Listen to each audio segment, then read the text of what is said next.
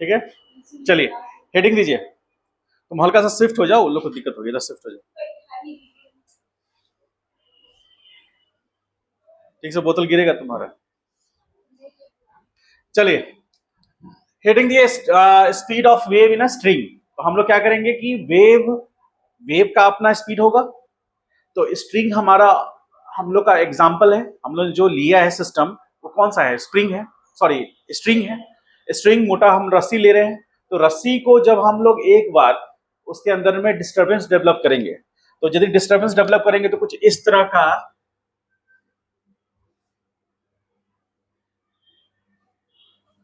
मान लीजिए कि ये डिस्टर्बेंस डेवलप किए तो एक छोटा सा वेव यहां जनरेट हुआ स्टार्टिंग से, और कुछ देर के बाद वेव आगे प्रोपेगेट हो रहा है। तो आगे जाकर के वो वेव ऐसे प्रोपेगेट होगा, और उसके और आगे जाएंगे तो वेव ऐसे प्रोपेगेट होता हुआ आगे जाता जाएगा। ठीक है, और ये जो पोजीशन है, ये जो उसका मैक्सिमम हाइट है उसके मीन पोजीशन से, that is amplitude.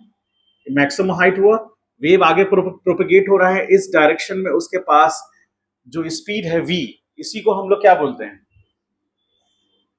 Wave speed है ये। ठीक है, और ये कांस्टेंट होगा, अभी हम निकालेंगे भी, आएगा भी कांस्टेंट। अब वो जो वेव का पोजीशन है, यहां पोजीशन P से अब ये पोजीशन Q पे आ गया वो। ठीक है, यहां भी स्पीड v है। अब उसके बाद मान लीजिए ये पोजीशन R है, तो यहां पर आ गया। जैसे आगे बढ़ता जाएगा तो अलग अलग पोजीशंस होता जाएगा। तो क्या हम कह सकते हैं, इस बात को ध्यान में समझिएगा, क्या हम ऐसा कह सकते हैं कि ये पोजीशन कुछ देर के बाद ये मीन पोजीशन है P पॉइंट का। ठीक है, मतलब वेव आगे एम्पलीट्यूड अचीव करके फिर रिटर्न बैक हो गया। तो अब जो वेव का पार्टिकल है वो आगे शिफ्ट हो गया, जैसे ये Q हो सकता है, हो सकता है। ये बात समझ रहे हैं, जैसे जब वेव का पिक इस पोजीशन पे था तो आगे वाला जो पार्टिकल Q है वो अपने मीन पोजीशन पे था। लेकिन जैसे वेव आगे बढ़ा तो P से Q तक का डिस्टेंस ट्रेवल किया वेव, तो उस दौरान में क्या है, P से Q जाने में वेव पार्टिकल जो है यहां मीन पोजीशन से टॉप पे गया। ठीक है, तो वेव आगे ऐसा प्रोपेगेट करता चला गया, तो वेव का स्पीड अपना v है। अब हमको क्या करना है, ध्यान से समझिएगा, माइक्रोस्कोपिक लेवल पे हम क्या करने वाले हैं, इसको स्टडी करने वाले हैं। माइक्रोस्कोपिक लेवल समझते हैं, माइक्रोस्कोपिक लेवल में हम क्या करते हैं, हाँ, यानी कि जो हमारा सिस्टम होगा उसको हम मैग्नीफाई करके उसको बड़ा इनलार्ज करते हैं, उसके जो भी उसमें चेंजेस है उसको स्टडी करते हैं। तो मान लीजिए कि स्ट्रिंग अपने इस पोजीशन पे होगा, तो यहां पर एक छोटा सा टुकड़ा होगा स्ट्रिंग का। इस स्ट्रिंग का मास m है और लेंथ l है। जो रस्सी हमने लिया है स्ट्रिंग, उसका मास कितना है, कैपिटल M, और लेंथ कितना है, l। ठीक है, हम छोटा सा एलिमेंटल मास ले रहे हैं, ये इसको हम लोग बोलेंगे स्मॉल एलिमेंटल मास।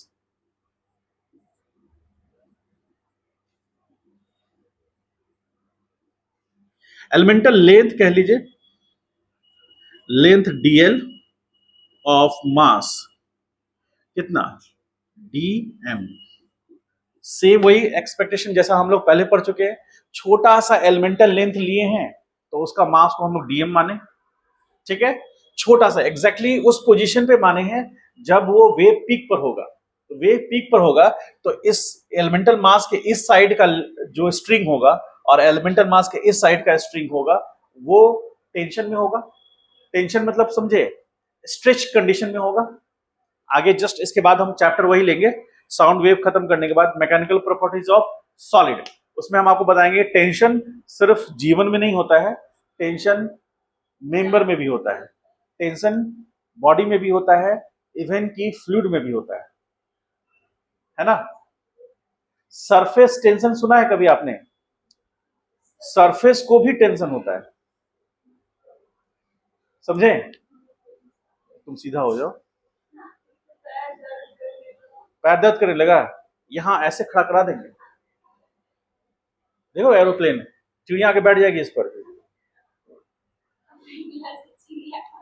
खड़ा कर देंगे, समझ लो।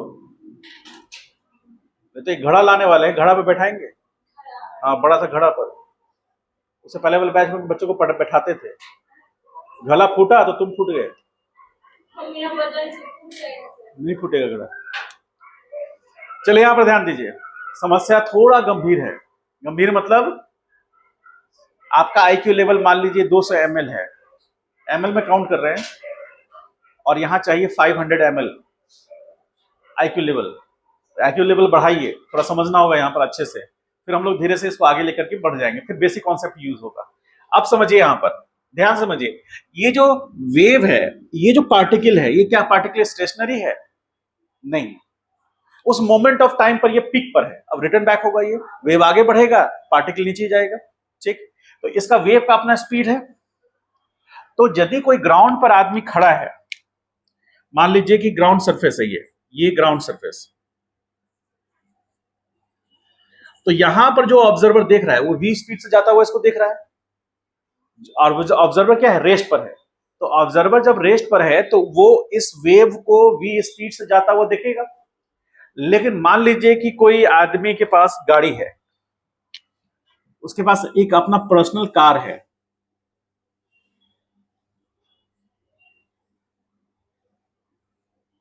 ये ऑब्जर्वर ए है, ये ऑब्जर्वर बी है। तो ऑब्जर्वर ए बी जो है वो इसी डायरेक्शन में v स्पीड से जा रहा है जिस स्पीड से वेव जा रहा है। ठीक है, क्वेश्चन समझ में आया? बात समझ में आ रही है? तो यदि हमको एक चीज बताइए, खुद विजुअलाइज करके बताइए, और बहुत आसानी से विजुअलाइज कर सकते हैं कि ऑब्जर्वर ए जो कि ग्राउंड पर रेस्ट पर है, उसको ये वेव v स्पीड से जाता हुआ नजर आएगा। लेकिन यदि किसी आदमी के पास कार है, वो आदमी बी है, और वो v स्पीड से उसी डायरेक्शन में जा रहा है, तो उसकी इस ऑब्जर्वर के रिस्पेक्ट में ये जो छोटा सा पार्टिकल है या वेव है, ये किस स्पीड से जाता हुआ नजर आएगा? रेस्ट पे आएगा। तो वेव इसके रिस्पेक्ट में वेव रेस्ट पर होगा, क्योंकि स्पीड को उल्टा करके हम ऐड करेंगे तो 0 हो जाएगा। ठीक, तो अब हम इसको स्टडी कर रहे हैं, यानी कि the small elemental mass is observed with respect to observer, कौन सा? बी। बी के रिस्पेक्ट में हम उसको ऑब्जर्व कर रहे हैं। ठीक है, तुम माहौल गड़बड़ कर रही हो, बोल रहे कि ध्यान देना है। तुम क्या चाहते हो, अगले 1 महीना खड़े रहें? तो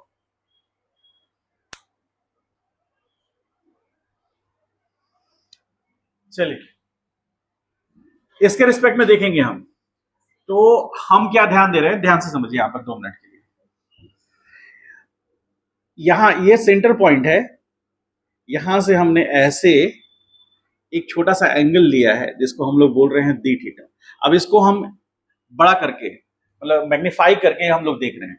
तो मैग्नीफाई करके देखेंगे तो क्या सिचुएशन कुछ इस तरह का होगा, आप बताइएगा हाँ या ना में।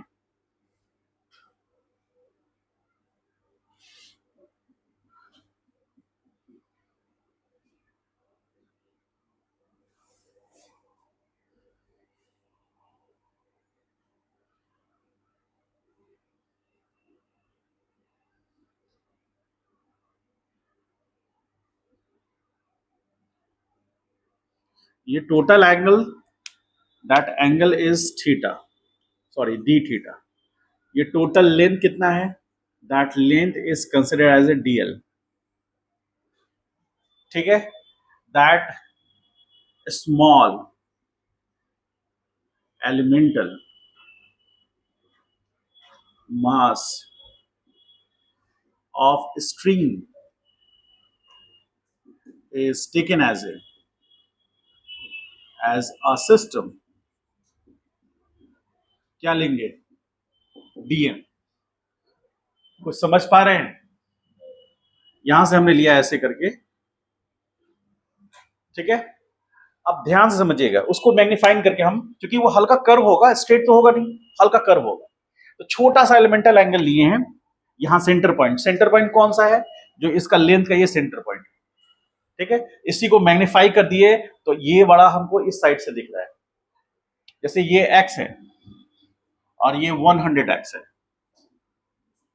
ठीक है, तो बड़ा देखिएगा, मैग्नीफाई ऐसे करते हैं ना आप लोग, जो वीडियो देखते हैं उसको 2x पे या 4x पे देखते हैं ना, उसमें क्या करते हैं मास्टर, ऐसे ऐसे करते हुए नजर आता है। हा?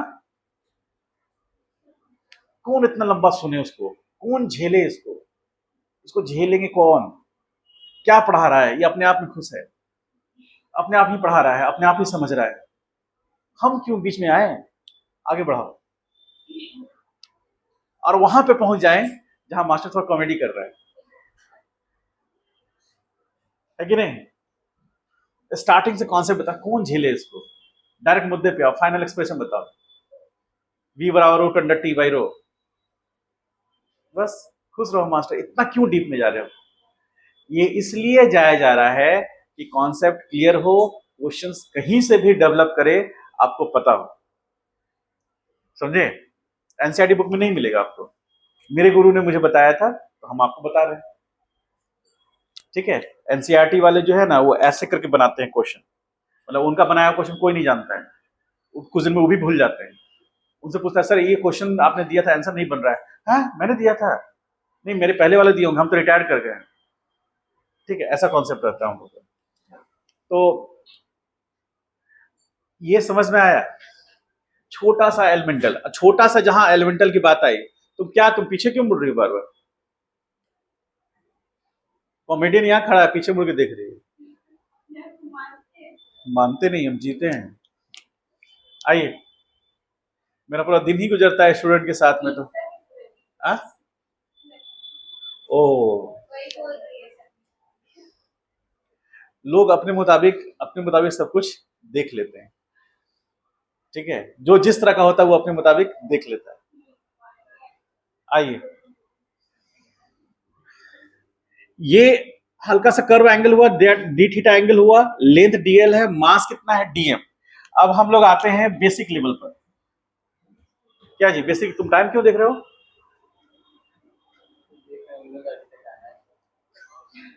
देख रहे हो लोग, उसने कहा होगा भाई तुम आगे बढ़ो हम तुम्हारे साथ हैं, तुम अभी मोबाइल देखो ना, उसमें मैसेज आया है, मैसेज को पढ़ो, उसमें लिखा हुआ जानते हो क्या है, मस्टरबा घुस गया क्या क्लास में, आ? देखो ना लिखा होगा, तुम इधर से बोलना हाँ, ओ शिट। आइए,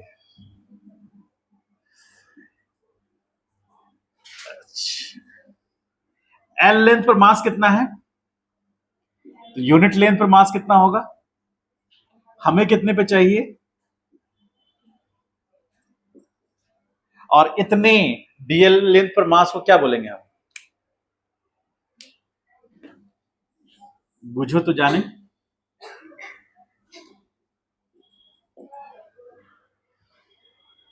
मान लीजिए कि m बाई एल को हम कहते हैं म्यू, मास पर यूनिट लेंथ को हम क्या मानते हैं, मान लेते हैं या म्यू, मास पर यूनिट मतलब मास डेंसिटी मतलब यूनिट लेंथ में मास कितना है, यानी 1 मीटर में मास कितना है उसको हम म्यू मान रहे हैं। भले ही वो रॉड जो भी, वो जो स्ट्रिंग होगा, रस्सी जो होगा, मान लीजिए 10 मीटर है, तो 1 मीटर पे जो मास है वो हमारा म्यू से डिनोट होगा, तो 10 पे होगा तो म्यू इंटू 10 कर देंगे, ऐसा हम लोग पहले भी किए हैं।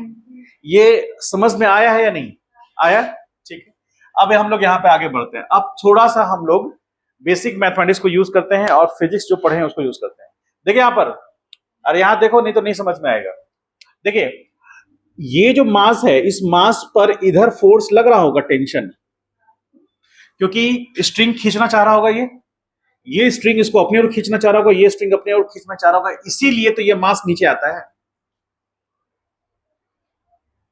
नहीं समझे, याद है ना, ऑसिलेट करेगा, मान लीजिए वेव पार्टिकल ऑसिलेट करता है तो पार्टिकल टॉप पे गया, फिर नीचे आएगा, फिर नीचे बॉटम पे जाएगा, और फिर आएगा, फिर टॉप पे करेगा, ऑसिलेट करता रहेगा। उसी मोमेंट ऑफ टाइम पर जब अपने एक्सट्रीम पीक पर है, इसलिए तो उसका एम्पलीट्यूड ए है। अब इसके ऊपर तो वो जाएगा नहीं, इसका मतलब है कि उनके ये जो स्ट्रिंग का पार्ट है, इसमें ये जो छोटा सा पार्ट है, इसको स्टडी कर रहे हैं, तो इसके आसपास के जो भी स्ट्रिंग पार्टिकल होंगे वो फोर्स लगा रहे होंगे, अपने ओर खींच रहे होंगे, तभी तो ये ऊपर नहीं जाता, नीचे आता है। समझ पाए? समझ पाए कि नहीं? तो अब हम यहां पर, चूंकि इस डायरेक्शन में टेंशन लगेगा, ये टेंशन, और इधर वाला स्ट्रिंग इस पर इस डायरेक्शन में टेंशन लगाएगा, तो इधर टेंशन टी हुआ और इधर ये टेंशन टी होगा। होगा। आगे इसको एक्सटेंड करें, यहां मिलाए, इसको आगे एक्सटेंड करें, यहां मिलाए। अब देखिए यहां पर थोड़ा सा 2 मिनट को समझिए इसको। टेंशन, ठीक है, ऐसे, और इसको यहां लिए ऐसे,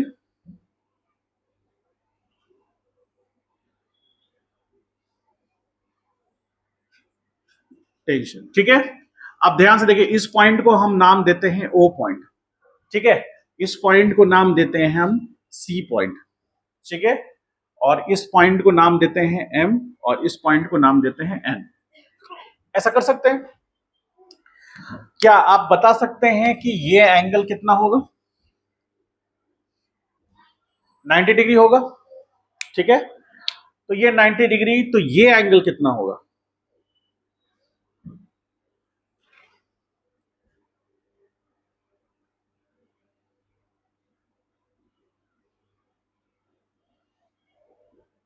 ये स्ट्रेट लाइन है, हॉरिजॉन्टल लाइन से पैरेलल, ठीक है। तो हॉरिजॉन्टल लाइन से पैरेलल है, कुछ समझ में आ रहा है? तो क्या मैं ये कह सकता हूं कि ये एंगल जो होगा वो डी थीटा बाई 2 होगा। क्यों? क्योंकि इस एंगल को डी थीटा बाई 2 लेंगे, इस एंगल को डी थीटा बाई 2 लेंगे। बात समझ में आया तो बोलिए, या ये भी लग रहा हो कि मास्टर कॉन्फिडेंस से बता रहा, ठीक ही बता रहा होगा। आइए, तो ये एंगल डी थीटा बाई 2 इसलिए होगा क्योंकि ये राइट एंगल ट्राइंगल में ये 90 है, ये डी थीटा बाई 2 है, तो ये 90 माइनस डी थीटा बाई 2 होगा, और टोटल एंगल 90 होगा, तो ये डी थीटा बाई 2 आ जाएगा, ठीक है। ये एंगल को हम लिखेंगे तो 90 माइनस डी थीटा बाई 2 लिखेंगे, क्योंकि ये 90 है, तो ये पूरा एंगल 90 है, तो ये 90 माइनस डी थीटा बाई 2 हो गया, तो ये डी थीटा बाई 2 होगा, तभी दोनों ऐड होकर 90 डिग्री बनेगा ना। सेम उसी तरह यहां पर भी वो एंगल कितना होगा? D theta by 2। अब टेंशन इधर है, तो इसका कॉस प्रोडक्ट या लेंगे तो कॉस कंपोनेंट लेंगे, तो D T cos D theta by 2 लिख सकते हैं, और इसका भी इधर लिखेंगे तो T cos D theta by 2 लिख सकते हैं, ठीक। दोनों बैलेंस होगा, net force along x axis 0 होगा, ठीक। अब इसके वर्टिकल में देखिए, वर्टिकल में आप आ जाए तो इधर हम ले लेंगे, तो ये एक डायरेक्शन में हम यहां दिखा दे रहे हैं, यहां होगा T sine D theta by 2, ठीक है, साइन डी थीटा बाई 2। और एक और फोर्स आएगा, ये इसके कारण आया, इसके कारण भी फोर्स होगा, वो होगा T sine D theta by 2, होगा ऐसा। अच्छा, तो नेट फोर्स इधर है, मतलब एक फोर्स तो इधर लग रहा है, तो एक फोर्स ऊपर भी लगेगा। क्यों लगेगा, और हम क्यों ऐसा करने जा रहे हैं? क्योंकि स्यूडो फोर्स क्या होता है?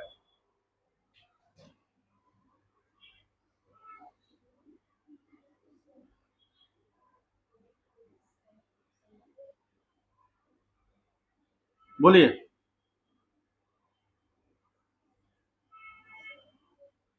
स्यूडो फोर्स क्या होता है? हम किससे ऑब्जर्व कर रहे हैं? ऑब्जर्वर बी से। तो ऑब्जर्वर बी जो है वो स्टेशनरी फ्रेम है या नॉन, मतलब इनर्शियल या नॉन इनर्शियल? यदि कांस्टेंट स्पीड से जाएगा तब तो इनर्शियल हो जाएगा, लेकिन कांस्टेंट स्पीड से नहीं है, मान लीजिए, क्योंकि इसके रिस्पेक्ट में, यदि मान लीजिए कांस्टेंट स्पीड से नहीं, तो इसके रिस्पेक्ट में ये रेस्ट पर तो है थोड़ा देर के लिए, लेकिन चूंकि ये इनर्शियल फ्रेम है नहीं, नॉन इनर्शियल फ्रेम है, तो इसके लिए हमको स्यूडो फोर्स लगाना पड़ेगा।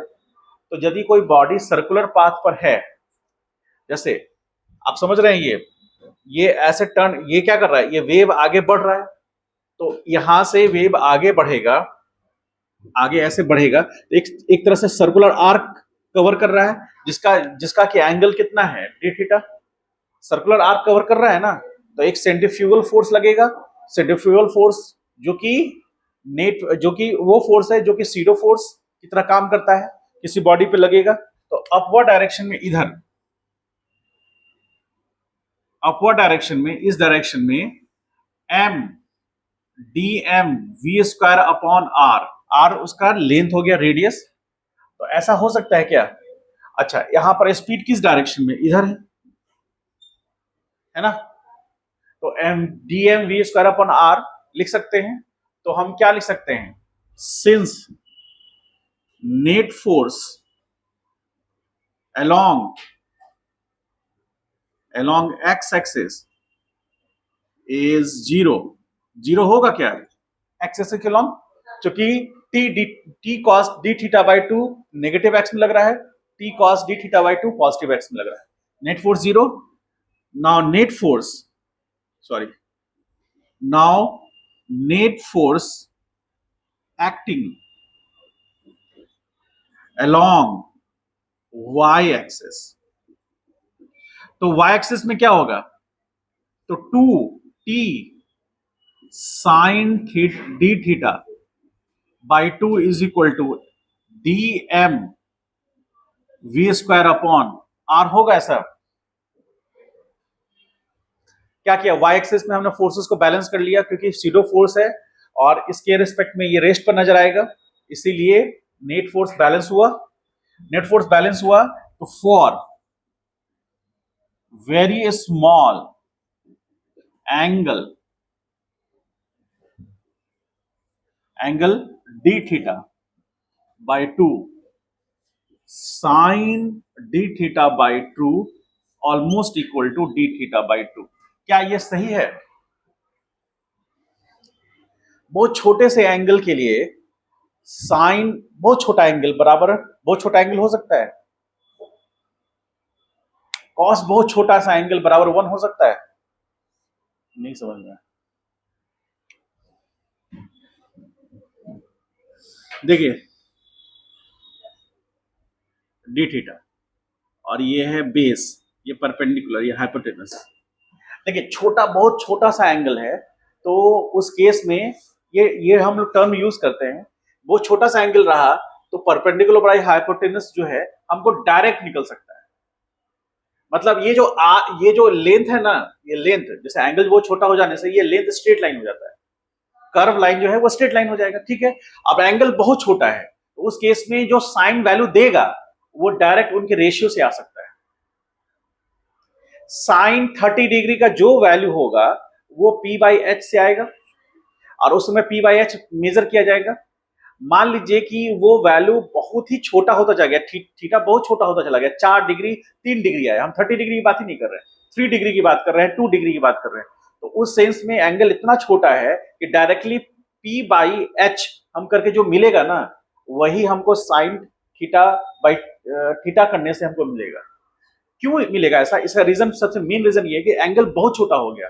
एंगल बहुत छोटा हो जाने से आप उसको sine theta is equal to theta लिख सकते हैं, cos theta is equal to 1 लिख सकते हैं। क्यों? क्योंकि ऑलमोस्ट वो जीरो की तरफ टेंड कर रहा है, तो कॉस जीरो क्या होता है? 1, ठीक है। और इसीलिए बच गया टैन। तो टैन किसका रेशियो होता है? साइन बाई कॉस का। तो उसको जो भी हमने साइन माना है वो वैल्यू हो गया, बाई 1 वो वैल्यू रह जाएगा। इसलिए tan D theta is equal to sine D theta हो जाता है, और वो भी डी थीटा ले सकते हैं। कहने का मतलब ये कि sine D theta almost equal to D theta होगा और cos D theta almost equal to 1 होगा, tan D theta almost equal to D theta होगा, ठीक है। लेकिन छोटे एंगल के लिए 1 डिग्री 2 डिग्री या उससे भी छोटे एंगल के लिए ये एप्लीकेबल है। जब एंगल सिग्निफिकेंट हो जाएगा तो हम ऐसा नहीं ले सकते, ठीक है। तो यहां पर ऑलमोस्ट इक्वल टू उसके बराबर हुआ, तो यहां क्या लिखेंगे? 2t D theta by two is equal to DM की जगह पर क्या लिखेंगे? डीएम की जगह पर क्या लिख सकते हैं? तो m बाई एल को तो म्यू माने हैं, तो dm is equal to mu into dl लिख सकते हैं क्या? तो म्यू इंटू डीएल यहां लिख देते हैं, म्यू इंटू डीएल, और यहां वी स्क्वायर बाई आर हो गया। ठीक है, 2 से 2 कैंसिल हो गया। और क्या कैंसिल होगा? डीएल का टर्म यूज करेंगे हम लोग, वी स्क्वायर बाई आर। इसमें कुछ कैंसिल भी होगा, देखते हैं क्या कैंसिल होगा। इसको यहां तक पहले लिखिए, तो पहले लिख लीजिए यहाँ पे, इसको साइड से उतारिए। ये पूरा लिखने के बाद इसको लिखिएगा, फिर राइट डाउन कीजिए, कीजिए पहले इतना तो।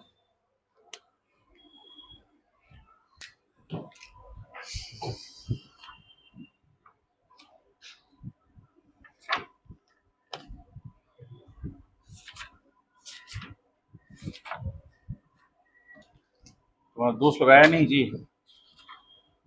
तुम्हें धोखा मिला है।